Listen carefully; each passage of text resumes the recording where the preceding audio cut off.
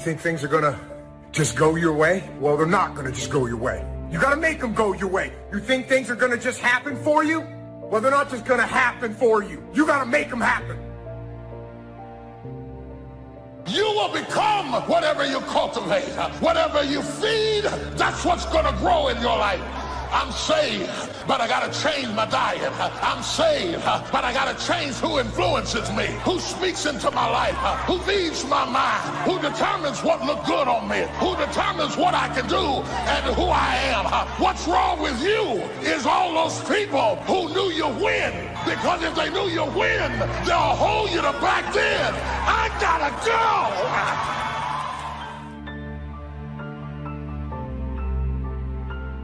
Because whatever you identify as the source of your stress determines what you consider the source of your peace. And that's why I don't like to blame people for my stress.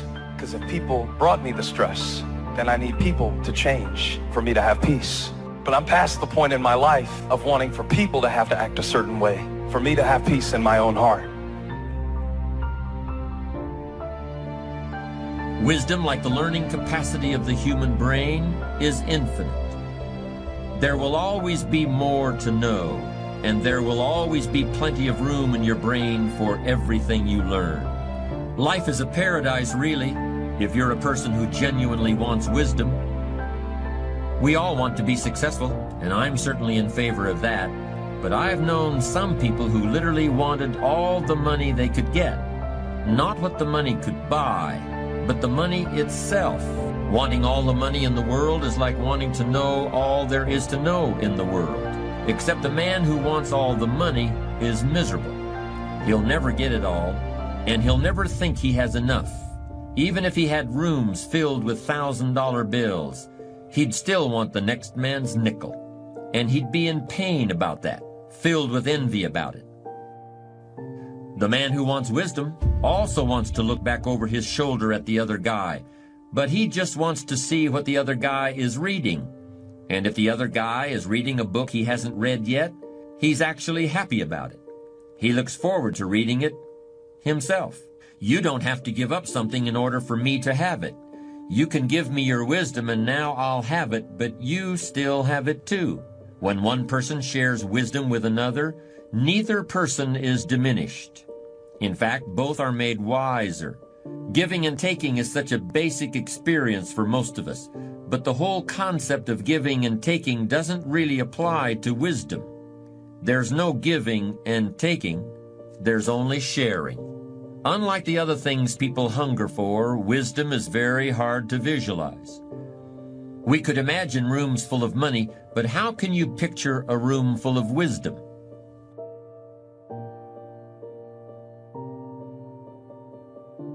So easy. So easy to put things off. So easy to say, you're gonna do it tomorrow.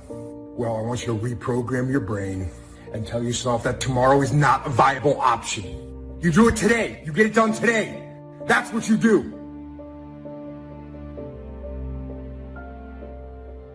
It's not what's happening to you that's hurting you. It is the threat of what could happen to you that is stealing every good day you got. You can't enjoy the good days because the enemy is threatening you, so you don't get any peace when things are well, and you don't get any peace when things are bad. Because when things are good, you're worried about them going bad. And when they're bad, you're dealing with what bad happened, and you haven't had any rest. You've had sleep, but you haven't had rest. You're tired when you get up. You're tired when you go down. You are up under attack. Wisdom is not a thing you can buy, or a course you can take in school, or a degree you can earn. Wisdom is not really something you can get from another person, yet you can gain some wisdom from everyone you meet. Wisdom is something a wise man always feels he needs more of. Yet the true sources of wisdom lie nowhere but within ourselves. There are plenty of people who are too smart for their own good, people who are filled to overflowing with facts and technical knowledge, but who are sadly lacking in human understanding and common sense. What is this thing you call common sense? What is this stuff you call human wisdom? What is this thing you call strong character? I've seen people who have everything you could possibly want, every object you could dream of, everything you can drive down the street or sail on the ocean or fly through the air. But on the inside, where the real person lives, they're broke. They haven't got anything. They haven't got a clue.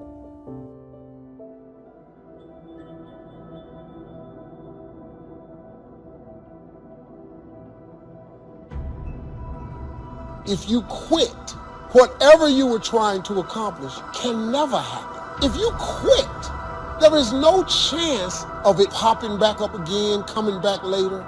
Quitting is guaranteed failure. When you're trying, you're going to fail. You have to make sure that your dreams and goals are so big that not accomplishing them is not an option.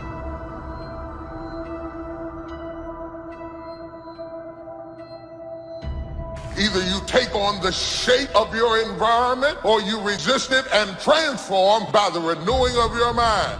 Everything you've ever changed about your life started in your head.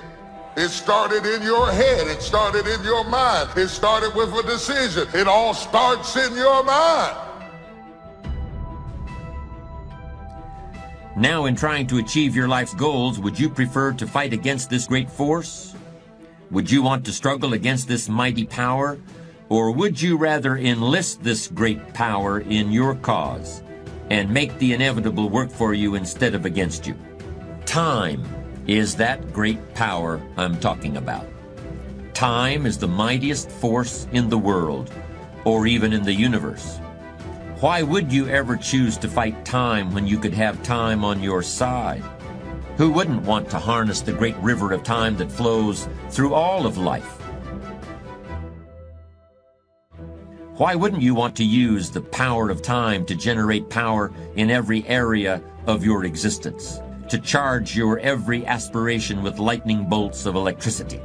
To turn the turbines of your hopes and dreams? Well, there is only one way to make time work for you, not against you. And that's with patience. So I want to challenge you to waste no more effort wrestling with other people. Your destiny, your future is not predicated on the decision of someone else. You wasted too much of your life trying to change other people's mind about you. It doesn't matter what they think about you. God is not going to bless you by their opinion. God is going to bless you by how you see yourself.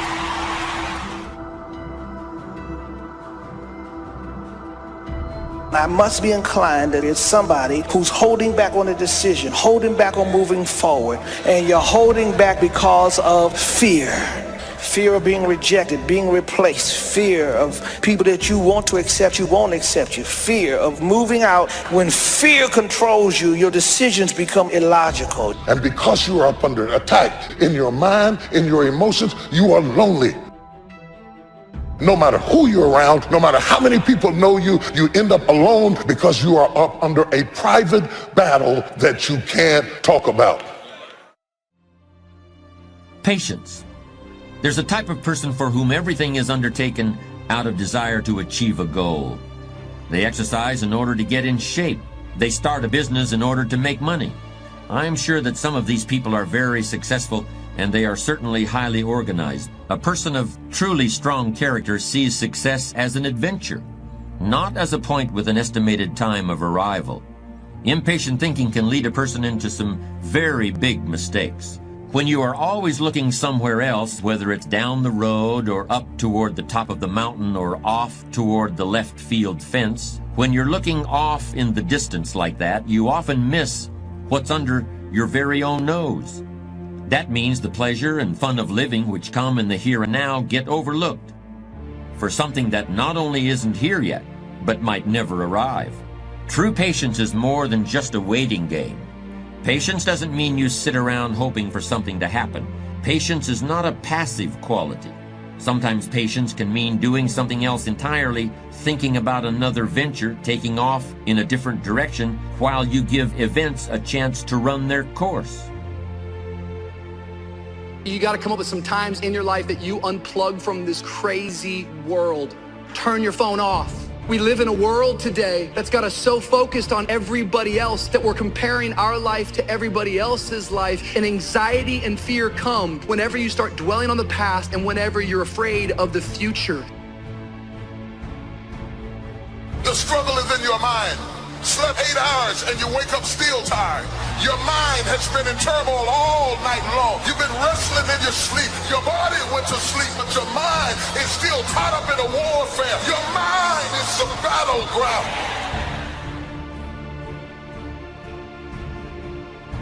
It's strange, but young people have a much more difficult time with patience than people who have more experience in the world. It seems like the older people get, the more able they are to wait, despite the fact that sometimes they have considerably less time to wait in.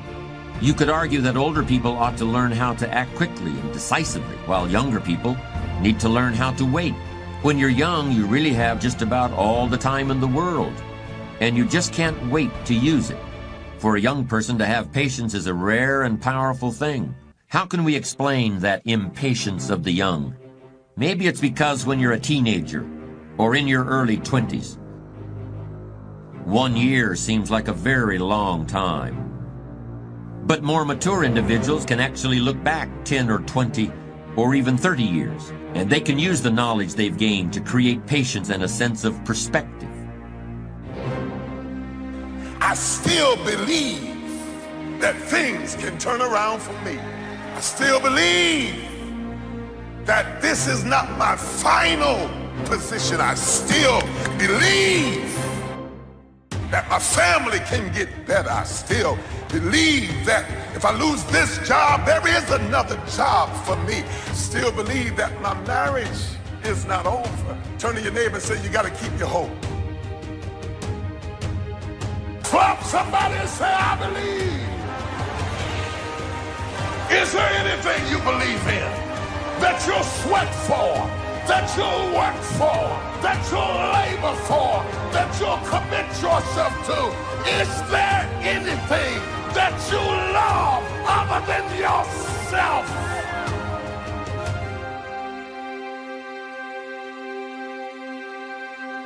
You can't help victims when you see yourself as a victim. You have to announce your recovery to yourself. You gotta command yourself, get up out of this hospital bed and start to moving. Clarity.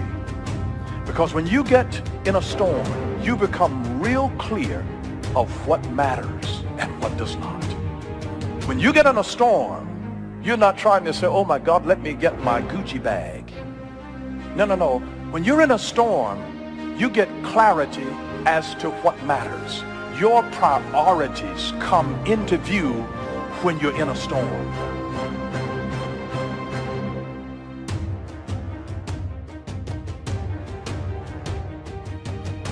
So if you can't control something and you can't get control of it, you have to at least embrace what you can.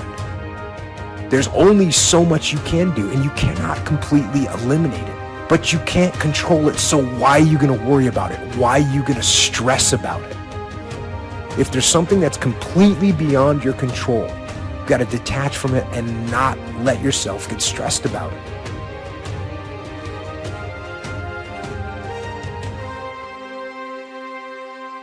Dreams without goals remain dreams, just dreams, and ultimately fuel disappointment. Dreams without goals, yearly goals, life goals, daily goals, monthly goals, hourly goals, goals on the road to achievement cannot be achieved without discipline and consistency. You understand?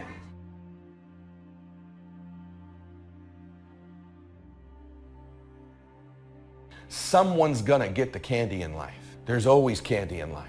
That piñata eventually always breaks down. Do you want to be the person who was there in the beginning, hitting as hard as you could and sacrificing and never get the candy? Or are you going to get something for your pain?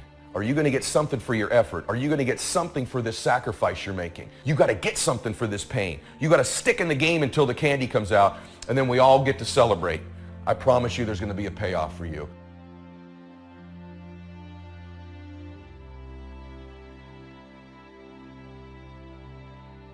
The big challenge is to make something out of each opportunity.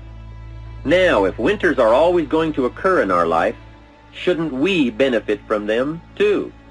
Come the next winter, you could be on the inside looking out, seated by a warm fire, the company of a good friend, and those unique feelings of security in spite of the circumstances or the season.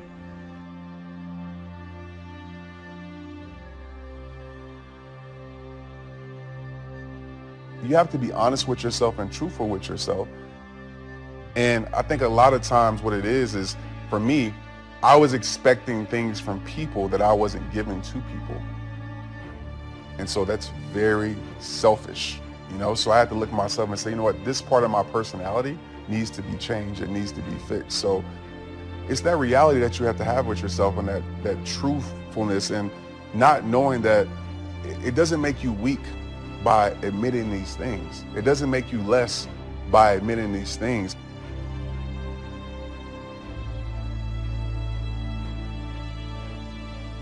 Begin to know now that the night will pass, and as you learn to grow and progress, you will better understand how to handle every night and better live every day. Don't be afraid to face the facts of life. It is not negative to understand that the winters always come. Don't clip the word impossible out of the dictionary. Don't say, I don't want to hear the problem. I don't want to see the difficulty. Don't show me the weeds. Don't say anything negative. Only see the positive. That's foolish. There is a thin line between positive thinking and kidding yourself. And remember, there's also a thin line between faith and folly.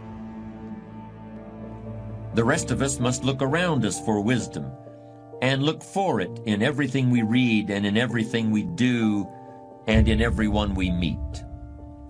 And most of all, we must look for it in ourselves, perhaps more than any other element of strong character. Wisdom is a quality that we must earn and learn on our own. Yes, wisdom is a unique component of character.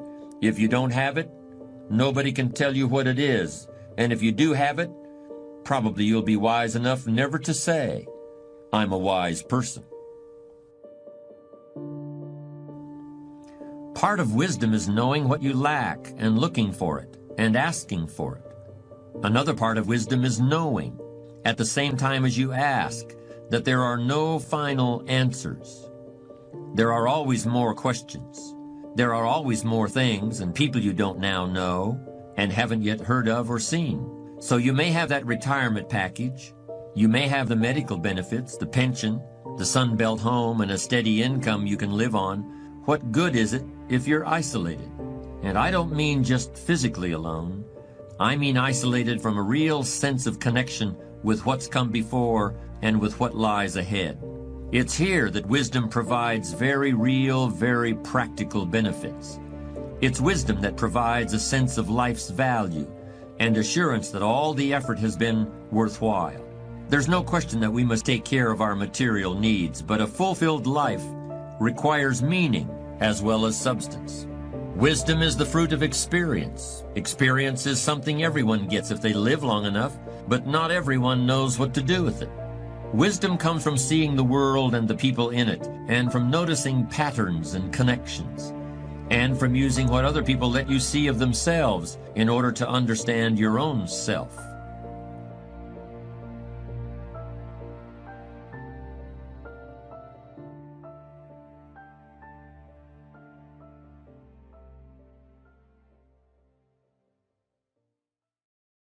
Need a little pick-me-up today? Welcome to the new Fresh Motivation app, where you'll find daily motivation, daily quotes. Listen to your favorite speeches in the background or with a black screen, so nothing interrupts your motivational moment, where you can create your personal profile, create playlists of your favorite speeches and quotes, add personal notes, and start setting goals. Fresh Motivation, the home of motivation. Get it now for free on Google Play.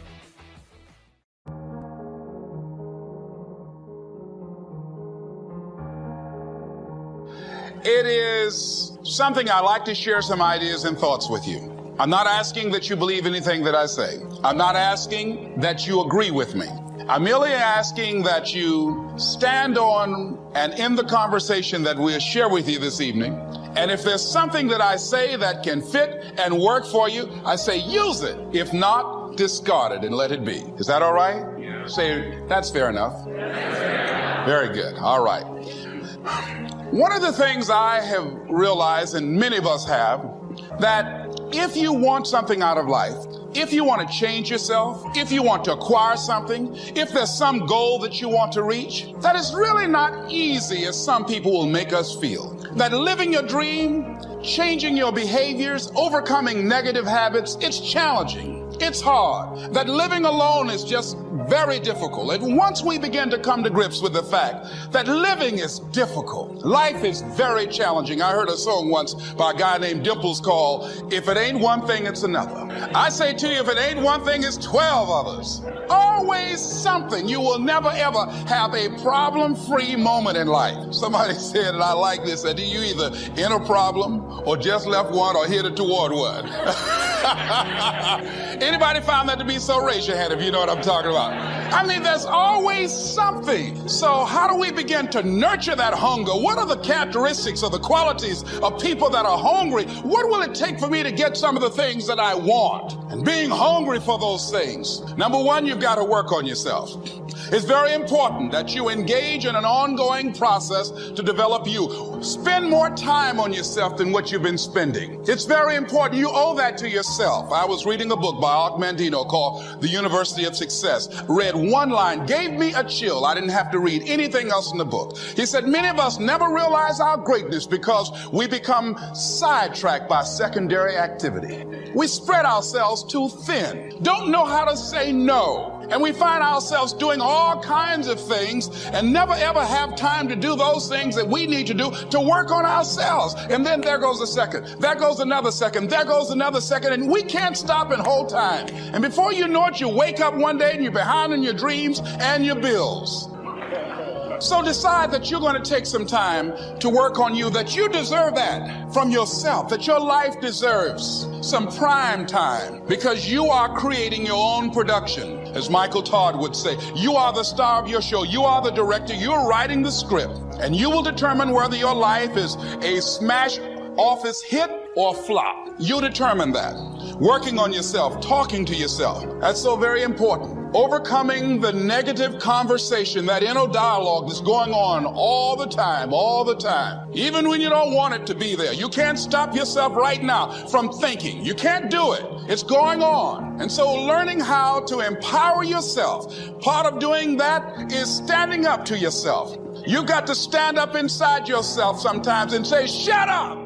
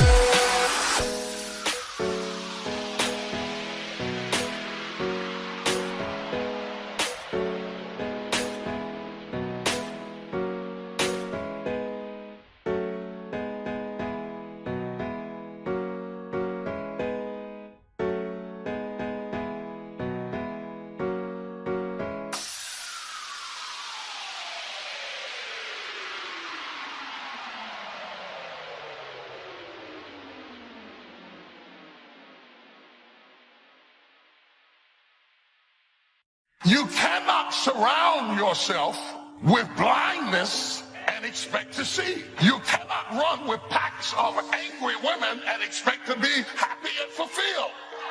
You cannot hang out with a bunch of defeated, going nowhere, no vision men and be an overcomer. You are who you hang around. Don't save that last bullet for yourself. You lock and load that last bullet and you shoot it at your enemy. And you keep fighting no matter what. And you never quit. And if you feel like your life is in a place where you can't get any lower, good. Because that means the ultimate challenge is ahead of you. It means you can only go up.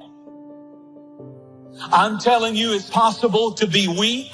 It's possible to feel overwhelmed. It's possible to feel discouraged. It's possible to be going through something that you've never gone through. And if you were to be honest, would say, I am weak this day, yet I'm still anointed king. Program your mind, because all that you will do or not do, have or not have, accomplish or not accomplish, will be a direct derivative of what's going on inside of your mind. It's about mentality, getting the right man. I thought as a child, I spake as a child, I understood as a child, but when I became a man, I put away childish things. You will never win a battle if you're having a heart experience in a head fight. You're telling the enemy how you feel has nothing to do with what you know. And if you're going to deal with a knower, never approach a knower with feelings. You got to approach a knower with facts. Real decisions that move your life along are not coming out of your emotions, they're coming out of your head. But I believe that if you reach a certain age, and if you really haven't achieved very much in your own terms, I don't think you can ascribe this to bad luck or a difficult childhood or any other external factor. I personally feel that your strength of character does come into question at that point. Your definition of success may be different from the next person. I'm not implying that you need to have a fat bank account or a Rolls Royce to be successful. But if having those things is integral to your definition of success, then that's what you should be aiming for.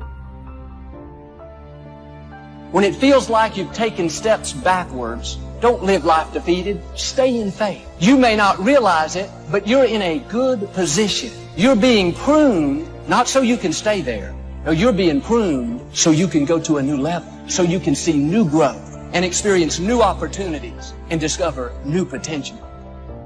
It's time for you to dig up all those seeds of doubt, all those seeds of lies. And at this moment, replace those seeds with seeds of faith. And how you do that is just simply this. How you fight your depression is just simply this. You tell yourself, yeah, I'm going through this, but at least I'm not dead. Find a way to find appreciation. Somebody has it worse. Somebody wants your life. Somebody's praying to be in your shoes, and you're still here. So I want you to keep fighting. You find any reason to survive right now, to make it to see tomorrow. There's greatness in you. Say it as many times as you have to. It can even start as a whisper. There's greatness in you. But keep repeating it, because the mindset works best with consistency. even when it hurts, even when it's hard. Keep moving forward. Keep doing what you need to do. Keep believing in yourself. God is not trying to destroy you. He's trying to develop you. And he can't develop you until he brings you through something. I'm stronger because of what I've been through. I can take a lot now because of what I've been through. My enemies can't get the best of me now because you don't know what I've been through. We let people control us. We let attitudes control us. We let substances control us. We are in bondage to stuff that we have no business being bound by. Because every time you break, and in every way that you break, it's a chance. It's definitely a chance for you to give up and for you to just to fall apart. But there's also opportunity. There's opportunity to get stronger and get more resilient and get better. Sooner or later, you're going to end up with just you and God and your pain, and you're going to be the one that's going to have to decide if you're going to go through or if you're going to give up. How bad do you want what God has put in your heart? Bad enough to outlast the opposition? Bad enough to do the right thing when the wrong thing is happening? Do you want it bad enough to keep pursuing even when circumstances say it's not going to happen? Many of the difficulties we face, that's simply a test. When you know what you want, and you want it badly enough, you will find ways to get it. The solutions, the answers, the methods will become evident to you. What drives us to find the answers is necessity. So work on your reasons first, answers second. Now, what are some of the reasons for doing well? I'm sure that if you did a little soul searching, you could come up with a fairly strong list of reasons why you want to accomplish great things. There are personal reasons, sometimes uniquely personal reasons. Some do well because of the way it makes them feel. Some people do well for the recognition. They love the feeling of being a winner. That's one of the best reasons. I have some millionaire friends who keep working 10 to 12 hours a day, making more millions. And it's not because they need the money. It's because of the joy, pleasure, and satisfaction that come to them from being constant winners. It's not the money, it's the journey. I just want to tell you, don't let this chapter that you're going through make you in your story. Don't let depression lie to you and tell you that you're not enough, that tells you that there's no more better days, that tells you that your best days are behind you, that tells you you're a nobody. Don't let it lie to you, because it's been lying to you so long that you're starting to believe that's true. You're starting to live that out. We have systems of survival built around what will not go away. If we could heal it, we would leave it. But since we can't heal it, we make it nice and comfortable and fix it up and say we like it. Nobody likes to be mugged. Nobody likes being broke. Nobody likes being lonely. Nobody likes negativity, but if you're not careful, you will build a system around something that you have lost the faith that it could change. And a lot of times, by the time people really get down to seeing who you really are, they run from you. What we really want is for somebody to love us for who we are. And what we really want is to have the kind of intimate relationship with him that allows us the freedom of not needing to camouflage who we are, what we think, how we speak, and how we understand. Without that freedom, we begin to be actors acting out a role in the house for which we eventually become weary of, and we break out of the role because we want to be free to be ourselves. Yet what I'm learning more and more in life is that it's fear that causes anxiety. The other side of the coin from depression is always anxiety. Anxiety has this ability to stretch your soul thin and you feel out of control. Depression, on the other hand, is when you feel like your life is being constricted inward and darkness is enveloping over you. Typically, if you have any level of anxiety, depression will follow. If you have depression, anxiety is right around the corner. Having anxiety and depression is like being scared and tired at the same time. It's the fear of failure, but no urge to be productive. It's wanting to be alone, but not wanting to be lonely. It's wanting friends, but hate socializing. It's feeling everything at once, then feeling paralyzing numb. It's not about doing the occasional big things. It's about doing the consistent small things. It works if you work it. Decide that you're going to start working on that dream. Now, there will be people that will criticize you. There will be people that won't see it for you.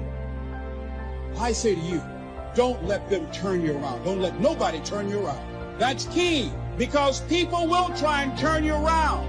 That's real. Every hero you guys had was called an idiot, crazy, a loser. You must break society's status quo. Status quo is normality. It's alive but not living. It's death on a stick, guys. The belief of the individual can overcome thousands of followers. One person with a belief overrides thousands of people with just intent. You can actually change the direction of your life. Life is not designed where you just wake up and see how it go and you react. You actually have a say-so. You have a determining voice into where your life can go. See, life is 10% what happens to you. It's 90% what you do about it. See, you get tripped out because you got dirt on you, but you need dirt on you to develop, because dirt ain't just dirt. Dirt is fertilizer. Dirt gives you the grip for your seed to push through. See, you gotta have dirt on you to push through something.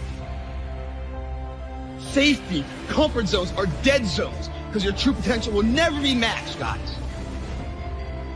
See, you get mad when haters come your way. You get mad because you get a setback. You get mad because you get a detour. That's just dirt. You get mad because they talking about you. That's dirt. You got to have dirt on you to grow into what God got for you. Quit tripping.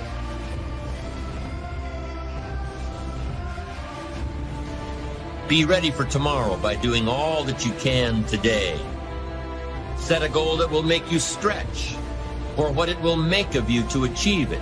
What an all-encompassing challenge to have a better vision of the future, to see what it will make of you to achieve it. The greatest value in life is not what you get. The greatest value in life is what you become. It's not what you get that makes you valuable. It's what you become that makes you valuable. Set the kind of goals that will make something of you to achieve them.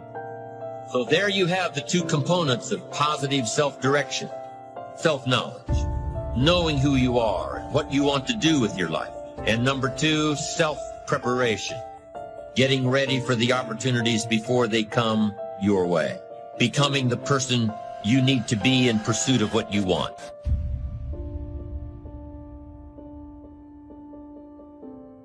I've already said that in my opinion you need a strong character to make money, and that if you haven't made money, your character very likely needs work.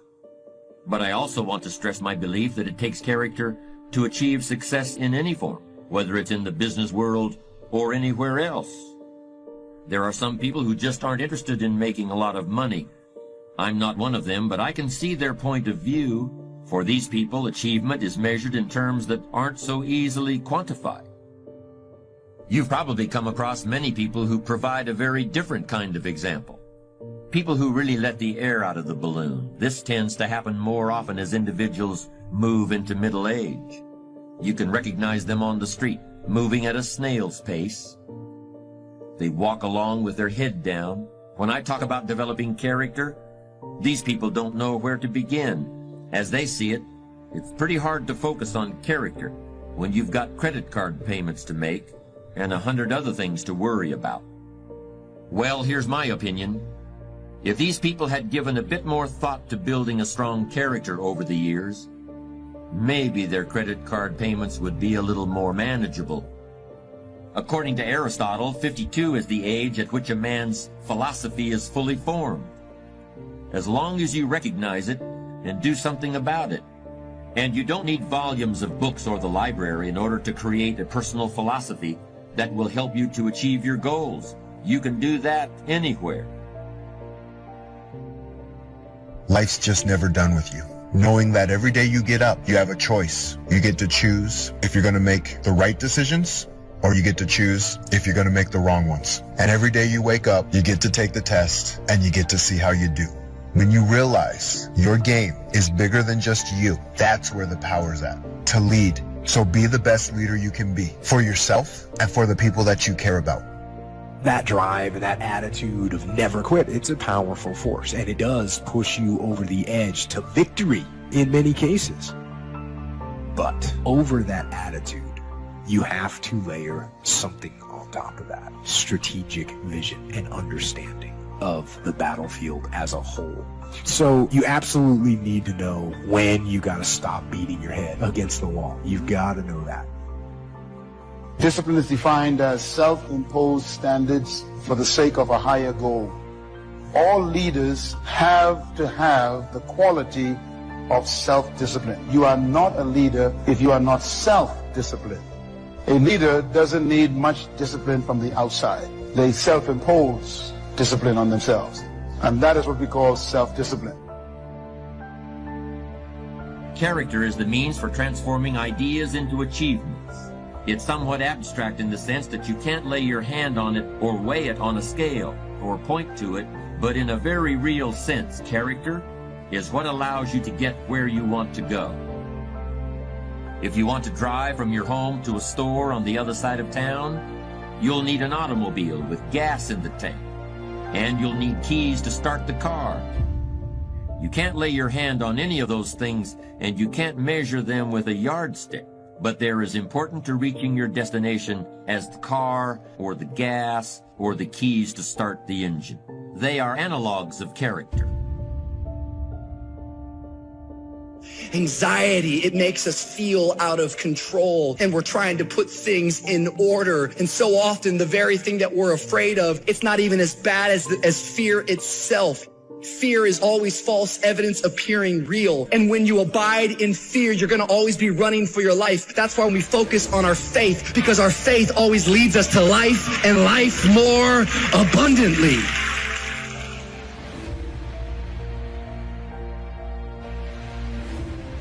There are ways of objectively evaluating your achievements. Most people don't take advantage of them as often as they should, but they're available nonetheless. For example, hire an appraiser in order to learn the market value of your house. You can put together a financial statement in order to determine your net worth. You can compare where you were 10 years ago to where you are now in order to determine the degree of progress you've made in your life. Achievement depends on character in the same way that a successful drive to the grocery store depends on knowing when to apply the brakes and when to step on the gas. But how can you know if your character is in good enough shape to get you where you want to go? To continue the metaphor we've been using, there are ways of discovering whether you still know how to drive without having an accident. I believe there are ways of evaluating the strength of your character that are almost as clear as the depth of tread on a tire or the amount of gasoline in the tank of an automobile. In order to use these techniques for character evaluation, all you need is a commitment to be ruthlessly honest with yourself. At first, that kind of ruthless honesty may include a little bit of pain, but once you accept the fact that character is basic to achievement, you'll gladly pay the price. Because there are some things in your life that you are not ready to turn loose. There are some sins you're not ready to get rid of. There are some issues and some hang-ups that is stunting your spiritual growth. You can't be all God wants you to be with some stuff you're still hiding. As you're working to break out of old behavior patterns, as you're struggling to achieve your goals and to overcome the obstacles that will inevitably befall you, I'm in favor of using any means necessary to make progress, as long as it's legal and ethical. If you want to motivate yourself with anger, and many people do this, I say go with whatever works. If you feel you've been wronged at various points in your career, and you look forward to gaining sweet revenge once you reach the top, I say whatever gets you going.